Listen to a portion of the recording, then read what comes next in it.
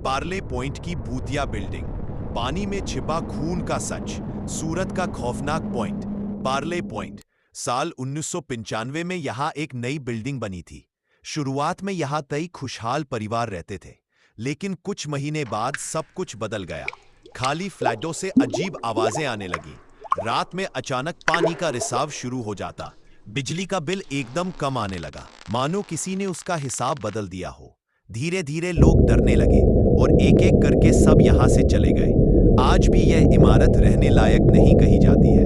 रेशमा नाम की एक महिला यहां अकेली रहती है। एक दिन सीढ़ियों से उतरते समय उसका पैर फिसला और वह बुरी तरह गिर गई। इलाज के बाद कुछ दिनों में वह वापस अपने फ्लैट में लौट आई, लेकिन उसकी वापसी के बाद वह किसी से बात नहीं करती थी, अपने कमरे से बाहर नहीं आती जाती थी। रेशमा के ठीक नीचे भैरव नाम का आदमी रहता था।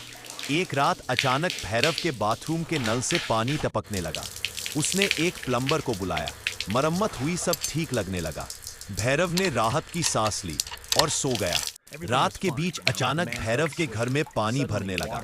उसने सारे नल बंद कर रखे थे, कहीं भी पानी का रिसाव नहीं था।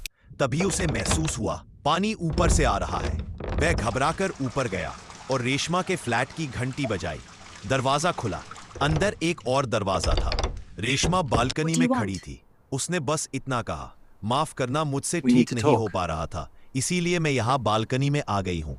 भैरव ने नल बंद कर दिया और अचानक रेशमा वहां से कहीं चली गई। अगले दिन भैरव रेशमा का नल ठीक कराने के लिए प्लम्बर को बुलाता है, पर रेशमा कहीं नहीं मिलती। तभी फिर से उसके ऊपर से पानी टपकने की आवाज सुनाई देती है। वह छत तक जाता है, लेकिन छत पर ताला लगा होता है। वह चौकीदार के पास भागकर छत की चाबी मांगता है। चौकीदार कहता है, चाबी तो रेशमा के पास है। रेशमा को फोन लगाता है, फोन उसकी बेटी उठाती है। चौकीदार पूछता है, रेशमा जी कहाँ है? छत की चाबी उनके पास है। दूसरी तरफ से आवाज आती है, मेरी माँ को मरे हुए 15 दिन हो चुके हैं। तभी बैकग्राउंड में पाइप से पानी गिरने की आवाज आने लगती है। भैरव कहता है, रजिस्टर दिखाओ। चौकीदार कांपते हाथों से एंट्री रजिस्टर खोलता है। हर नाम, हर सिग्नेचर एक जैसे है, सबके हस्ताक्षर, लेकिन भैरव के भी वही निशान होते हैं। चौकीदार जोर से चिल्लाता है, ये सब तुमने किया है। वह बेसमेंट की ओर भागता है साइकिल लेने के लिए, पर जैसे ही नीचे पहुंचता है, वहां का नजारा देखकर उसकी रूह कांप जाती है। पानी से भरे बेसमेंट में कई चौकीदारों की लाशें तैर रही होती है। तभी पीछे से एक हाथ उसे जोर से धक्का देता है और सामने भैरव का चेहरा दिखता है। चौकीदार कुछ समझ नहीं पाता। दरअसल भैरव ही असली खूनी था।